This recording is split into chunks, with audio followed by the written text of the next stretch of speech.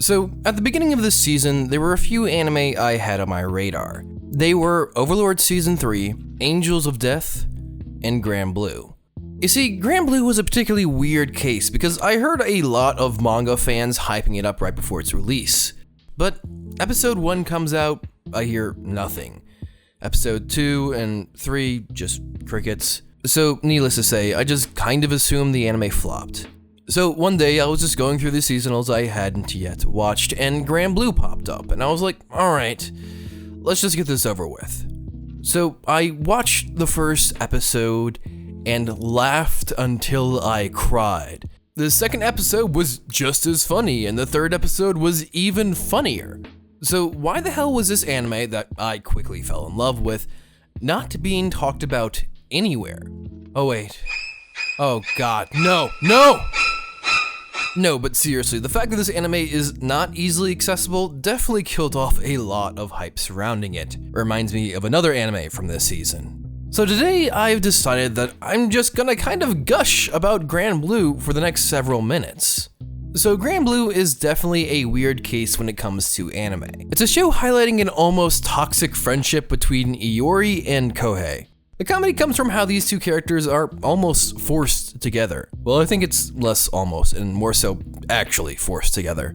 These kinds of friendships are very rarely the focus of any sort of show. The only recent show I can think of off the top of my head being Chio's School Road, which, by the way, is another great comedy anime coming out this season. Grand Blue uses this almost abusive friendship to put the two main characters into some genuinely horrible situations, forcing each other to get blackout drunk, or participate in a weird beauty contest, or get blackout drunk during your weird beauty contest.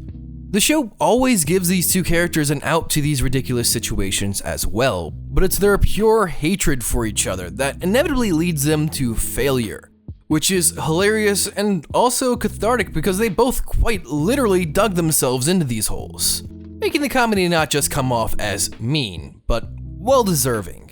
The best comparison I can think of for Grand Blue is that it's the Konosuba of the classic join a club at school anime. None of the characters are really what we would consider to be friends with each other, yet they are through circumstance. And those circumstances themselves almost seem vengeful. Nevertheless, a lot of the comedy comes from the deconstruction of what college clubs are really about. Getting drunk. No, seriously, despite the show being centered around diving, they have gone diving a total of 1 time in 8 episodes, which is honestly pretty hilarious. I feel like this was a choice to mock anime where the club there and never seems to do anything related to what the club is actually about, whereas 90% of Grand Blue is them just trying to enjoy college while failing to save up money to afford diving. This is a pretty hilarious, yet obvious, spin on the show, and the way the comedy is structured makes it as funny as it is. As for the comedy, generally the show will introduce a new joke, then explore it.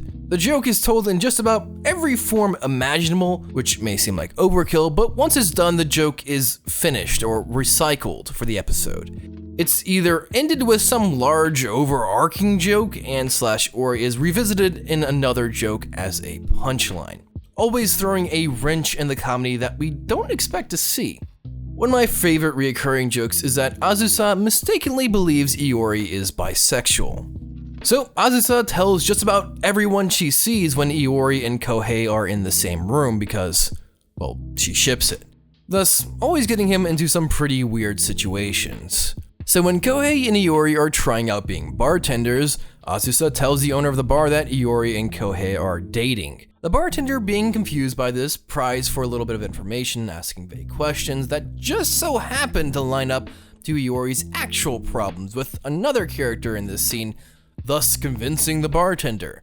So this scene seems kind of uneventful until a callback to an older joke happens where Iori makes another character their specialized oolong tea, which is just straight liquor. The bartender, being a bit nervous, shoots the whole thing back when the other character refuses, believing that it is just oolong tea, and passes out, leading to the major punchline, where Iori whispers in his ear that if you fall asleep now, I don't know what's going to happen to you, immediately waking up the bartender.